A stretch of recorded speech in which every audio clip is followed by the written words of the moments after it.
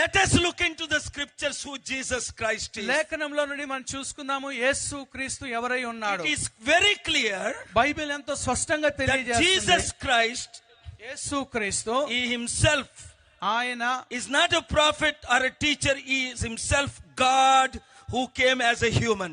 మరి ఆయన ఒక ప్రవక్త కాదు, లేకపోతే ఆయన ఇంకెవరు కూడా కాదు, కానీ ఆయన స్వయముగా దేవుడై ఉన్నాడు. In the beginning was the word, ఆది యందు వాక్యం ఉండెను, and the word was with God, ఆ వాక్యము దేవుని యొద్ద ఉండెను, and the word was God, and ఆ వాక్యమే దేవుడై ఉండెను, and the word became flesh ఆ యొక్క వాక్యమే శరీరధారిగా and ఉన్నది. dwelt among us for 33.5 మరి years. 33.5 సంవత్సరాలు ఆయన మన మధ్యలో ఆయన నివసించి ఉన్నాడు. Gospel of John, 1st chapter 1-4. When you go home, read. యోహాను సువార్త మొదటి అధ్యాయం మొదటి 4 వచనాలను మీరు ఇంటికి వెళ్ళి మీరు If చదువుకోండి. you read Colossians 1:15, మనం ఎప్పుడైతే కొలస్సీలకు రాసిన పత్రిక 1వ అధ్యాయం 15వ he వచనం is the చదువుకుంటామో, image of the invisible God, the firstborn over all creation.